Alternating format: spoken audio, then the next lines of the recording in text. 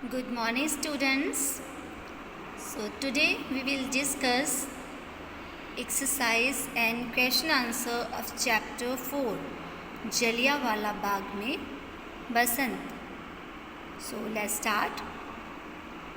तो सबसे पहले हम वर्ड मीनिंग देखेंगे. यहाँ पे ये कोकिला, काग, कीट, भ्रमर, भ्रम, कंटक, पुष्प, शुष्क, आप ये सभी वर्ड्स देख रहे हैं. ये सभी वर्ड्स जो हैं ये संस्कृत के वर्ड हैं. जैसा कि आपने हिंदी ग्रामर में पढ़ा है, शब्द रचना में संस्कृत के जो वर्ड्स होते हैं, हिंदी में जैसे हम संस्कृत के वर्डों को यूज़ करते हैं, उनको बिना चेंज किए तो उसे क्या कहते हैं, उसे तत्सम कहते हैं. तो यहाँ पे ये सारे वर्ड्स जैसे कोकिला, काक, कीट, भ्रमर, भ्रम, कंटक, पुष्प, शुष्क, ये सभी क्या हैं, अश्रु, ये सभी आपके तत्सम हैं. ओके, क्योंकि ये संस्कृत के शब्द हैं. संस्कृत के शब्दों को हिंदी भाषा में जब हम यूज़ करते हैं बिना उन्हें चेंज किए तो वो तत्सम शब्द कहलाते हैं.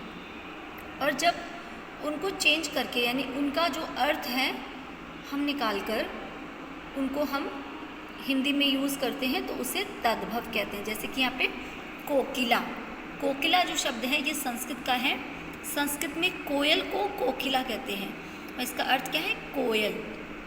ओके, और काक यानी कि कौवा. तो ये आपका जैसे कोयल, कौवा, ये शब्द जो है ये आपके तद्भव हैं.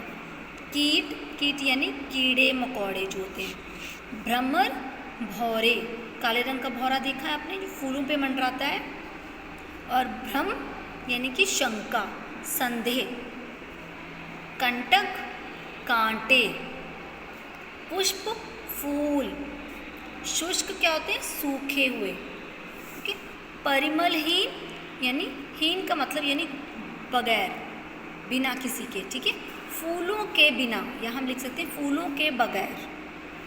ऋतुराज यानी ऋतुओं का राजा, बसंत. मंद, मंद का मतलब होता है धीरे धीरे.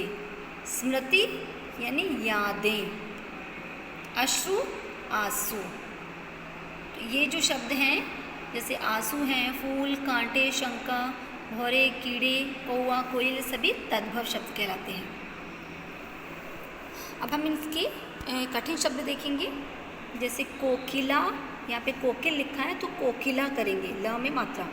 कोकिला, भ्रमर, कंटक, परिमलहीन, ऋतुराज, गुंजार, तड़पकर.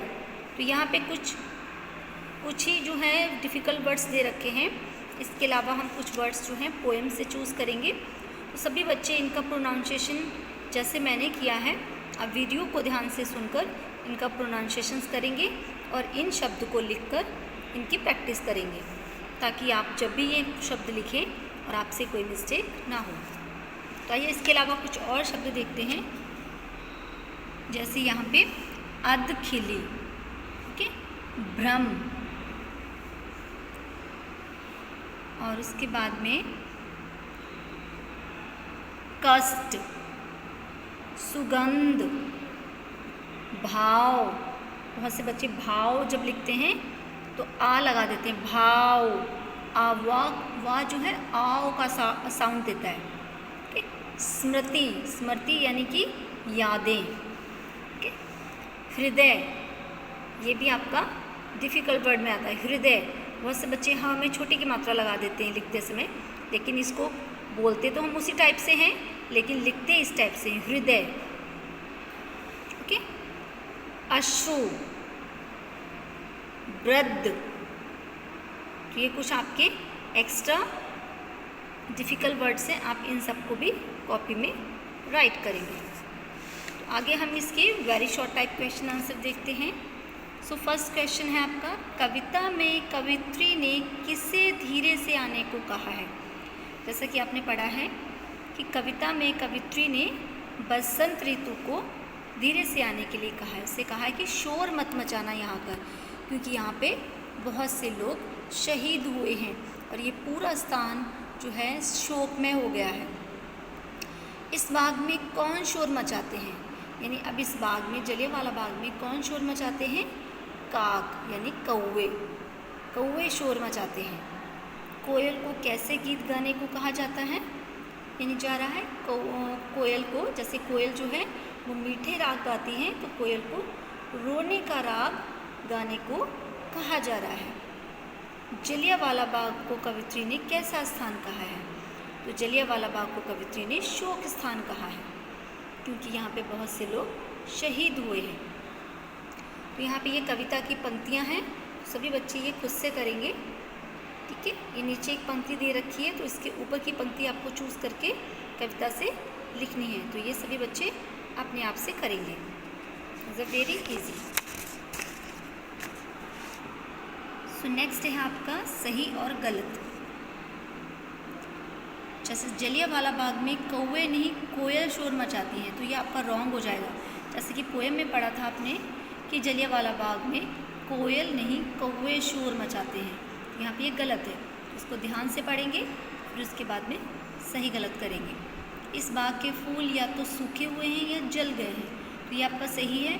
बाग के फूल कुछ सूख गए हैं, कुछ जल गए हैं, ओके। आगे है कवित्री सावन के मौसम को बाग में आने का निमंत्रण दे रही है, तो ये गलत हो जाएगा, क्योंकि कवित्री सावन के मौसम को नहीं बसंत ऋतु को बाग में आने का निमंत्रण दे रही है। और लेकिन वो उससे कह रही है कि तुम आ तो जाना, लेकिन बहुत ही धीरे से आना।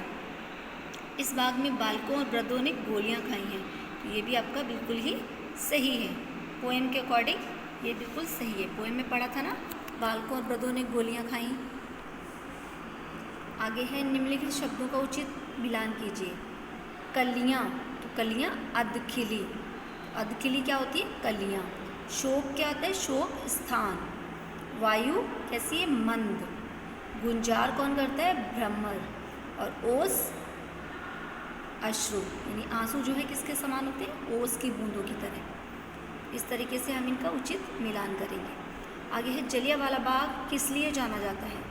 तो जलियांवाला बाग जो है वो नरसंस हत्याकांड के लिए जाना जाता है, यानी कि यहाँ पे बहुत ही भयानक हत्याकांड हुआ था, जो भारत के पंजाब प्रांत के अमृतसर नामक स्थान में स्थित है।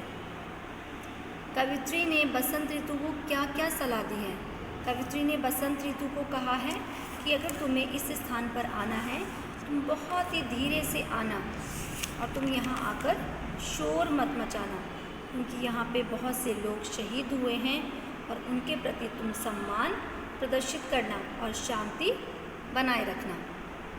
आगे है कविता की मूल संवेदना क्या है? तो कविता की मूल संवेदना है कि हमें जलियांवाला बाग में जो दुखद घटना हुई है उसके प्रति हमें श्रद्धा भाव बनाए रखना चाहिए। तो यही जो है मूल संवेदना है। संवेदना मतलब दुख, वेदना, ठीक है, भावना कह सकते हैं। कवित्री ने बाग को शोक स्थान क्यों कहा है? कवित्री ने बाग को शोक स्थान इसलिए कहा है क्योंकि इस स्थान पर बहुत से लोग शहीद हुए हैं और ये पूरा बाग उनके खून से सना हुआ है और इससे पूरा वातावरण जो है बाग का शोकमय हो गया है। इसलिए कवित्री ने इस स्थान को शोक स्थान कहा है। तो ये थे आपकी क्वेश्चन आंसर। आई होप सभी बच्चों को अच्छे से समझ में आ गए हैं। So thank you and have a nice day.